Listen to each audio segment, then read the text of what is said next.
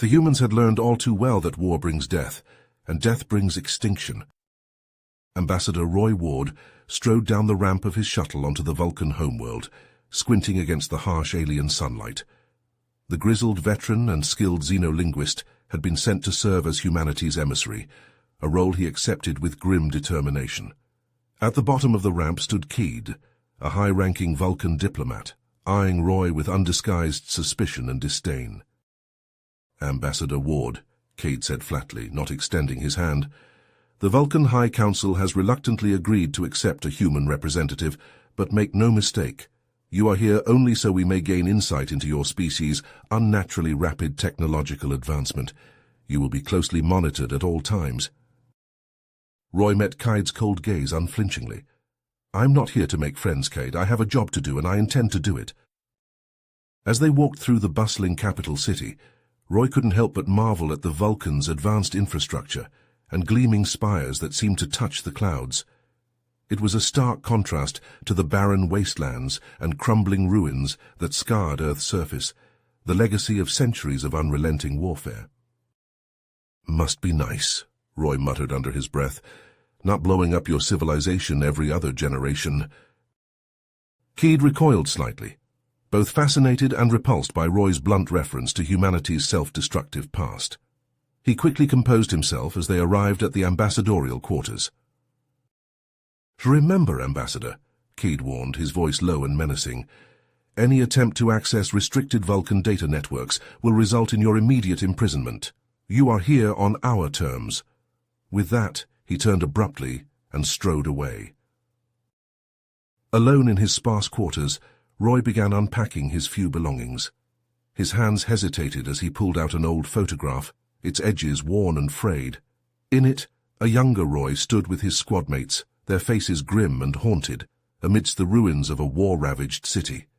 It was a cruel reminder of the price humanity had paid for its endless conflicts, and a testament to the lengths they would go to ensure their survival in a hostile universe.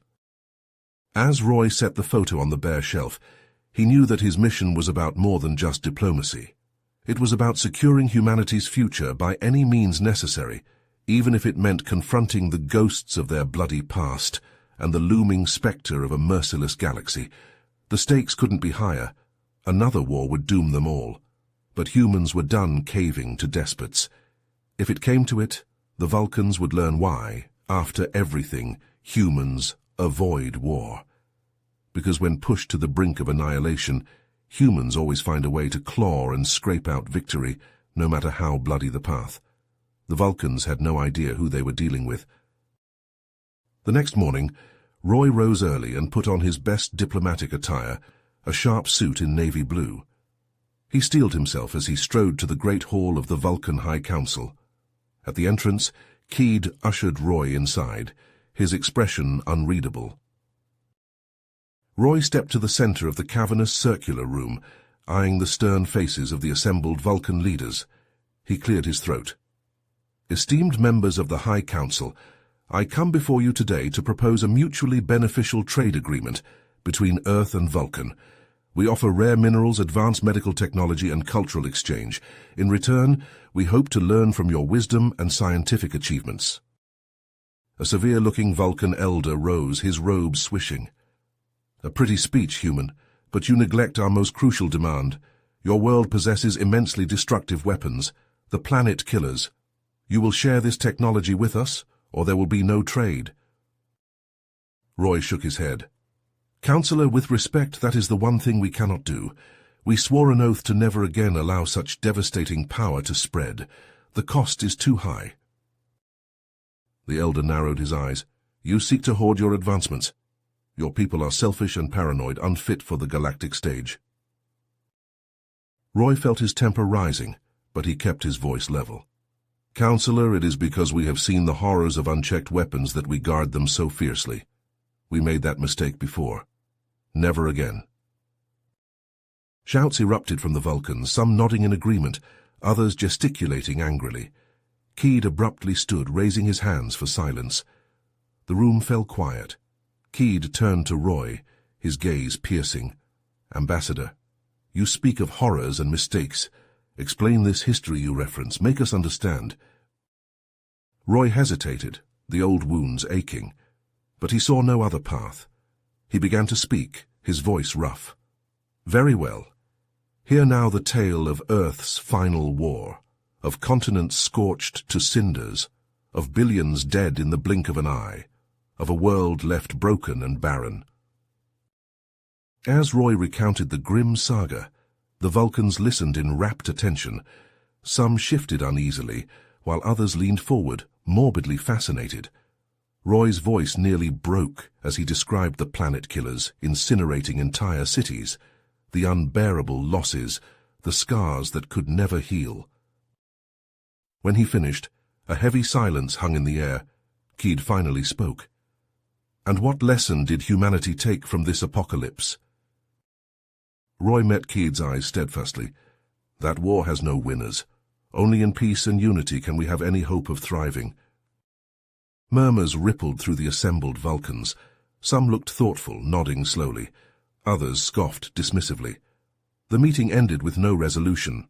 As Roy turned to leave, he saw Kaid watching him, a strange mix of emotions on the Vulcan's face, curiosity, respect, and perhaps even a hint of understanding.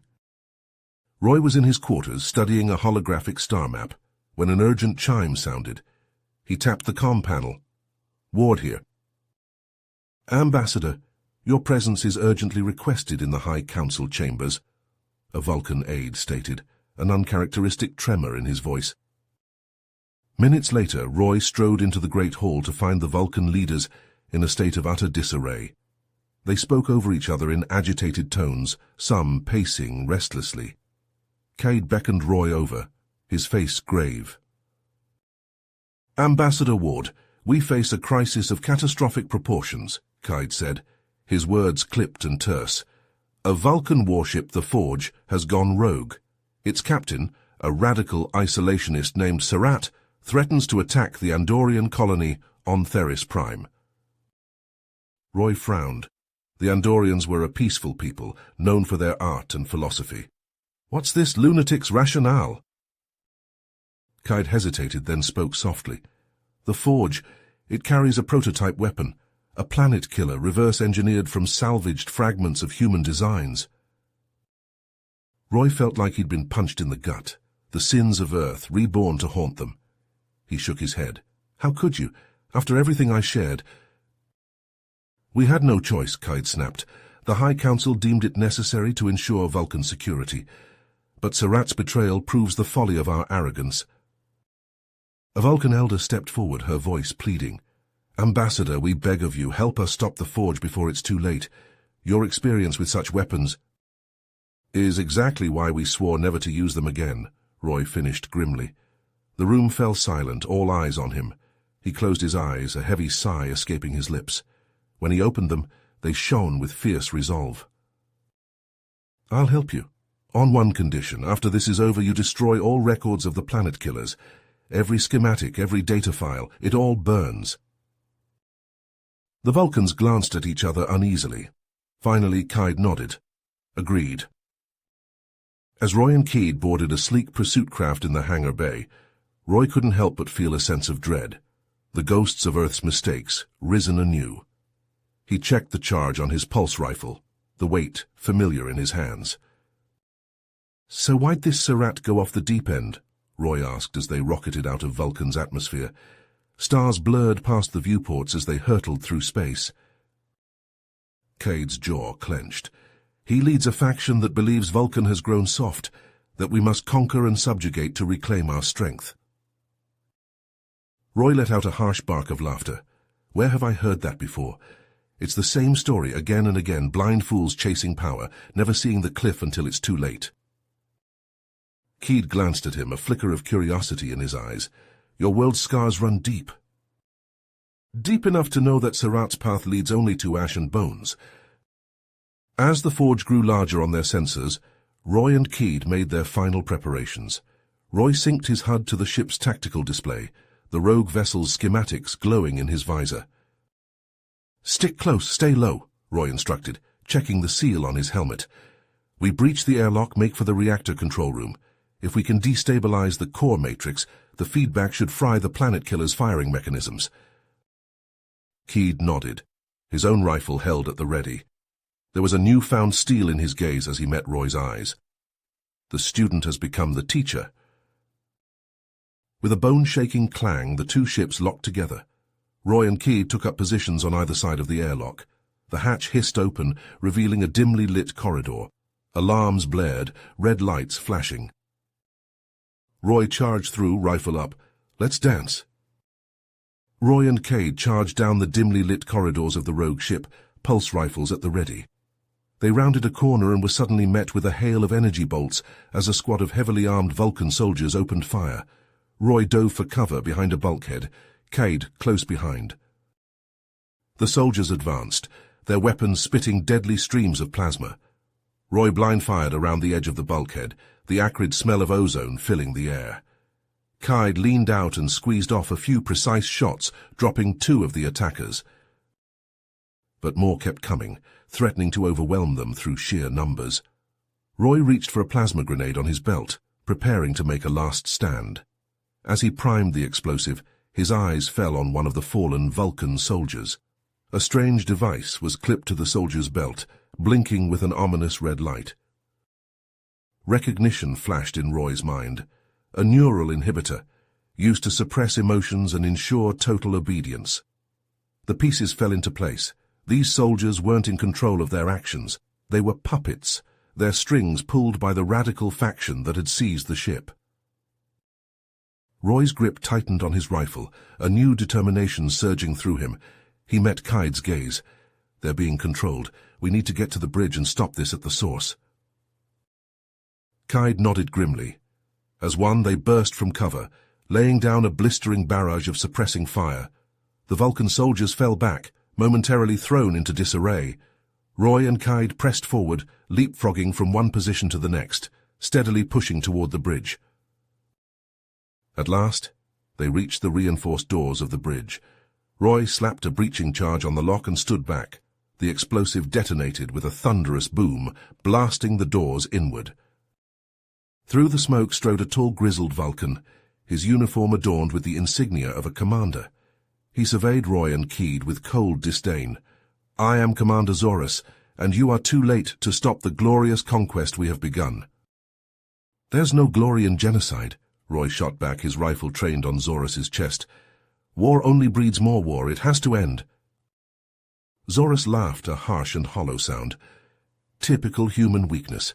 My soldiers will gladly lay down their lives for the cause of Vulcan supremacy. The planet killer is only the beginning." Roy shook his head. "Your soldiers are slaves, stripped of free will. Don't let their blood be on your hands." Zorus sneered.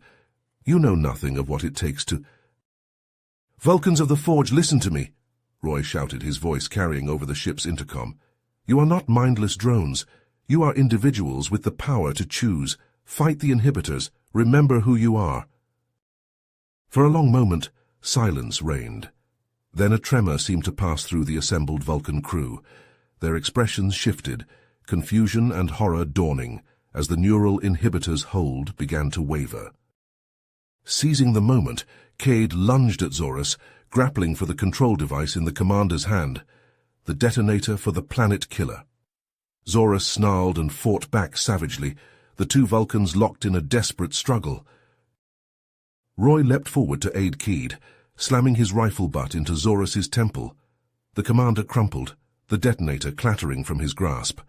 Roy scooped up the device and entered the disarming code with shaking fingers. Around them, the Vulcan crew stared at each other in shocked silence, the full weight of their actions sinking in.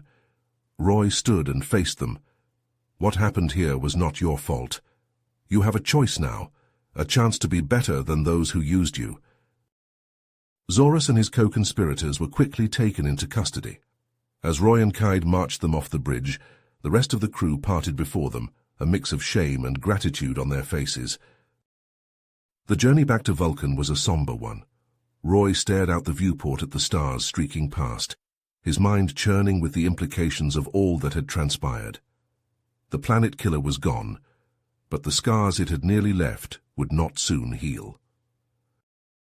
Keid approached him, his expression pensive. "I have much to think on, Ambassador Ward. Your words, your actions, they have shown me a perspective I had not considered. Roy clasped Kaid's shoulder, a gesture of solidarity between the human and the Vulcan. In the grand courtroom of the Vulcan High Council, Roy sat silently, his eyes fixed on the proceedings unfolding before him. Zorus and his co-conspirators stood in the center of the room, their faces impassive even as the weight of their crimes hung heavy in the air. Kaid took the stand, his posture straight and his gaze unwavering. "Esteemed members of the council," he began, his voice carrying a newfound conviction, "the events of recent days have forced us all to confront the dangers of unchecked aggression and the folly of pursuing dominance through force." Roy leaned forward, his brow furrowed as he listened intently to Kaid's words. "In my interactions with Ambassador Ward," Kaid continued, gesturing towards Roy, "I have come to understand that humanity's hard-learned lessons about the cost of war hold invaluable wisdom for our own people. They have shown us that true strength lies not in conquest, but in the pursuit of peaceful coexistence." A murmur rippled through the gathered Vulcans, some nodding in agreement, while others exchanged skeptical glances. The trial stretched on for hours, with witness testimony and evidence presented in meticulous detail. Finally, the council members retired to deliberate. The tension in the room was palpable as everyone awaited their decision. At last, the head councillor stood, his robes rustling as he faced the accused. "Zorus and his followers, this council finds you guilty of treason against the Vulcan people. You are hereby sentenced to life imprisonment on the penal colony of Rura Penthi." As the guards led the condemned away, Roy felt a sense of relief wash over him. It was over. The threat of the planet killer was neutralized, and the Vulcans had taken a step towards embracing a more peaceful path. In the spaceport, Roy prepared to board his ship back to Earth, his mission on Vulcan seemingly complete. He shouldered his pack, ready to put this chapter behind him and return to the familiar challenges of his own world. But as he approached the airlock, a group of Vulcan officials intercepted him, their expressions grave. "Ambassador Ward," one of them said, "we must speak with you urgently." Roy frowned, a sense of unease creeping up his spine. "What's this about?" The officials glanced at each other before the speaker continued.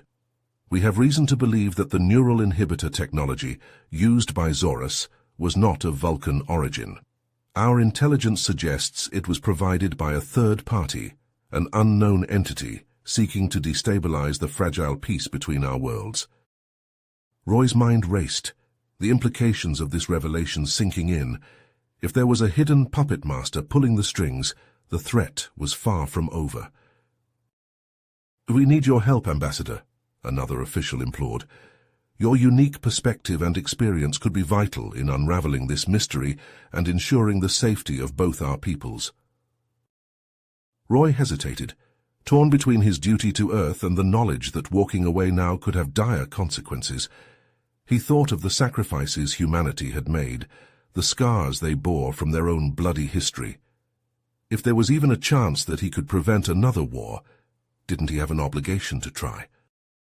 With a heavy sigh, Roy nodded. "I'll stay. Whatever this threat is, we'll face it together."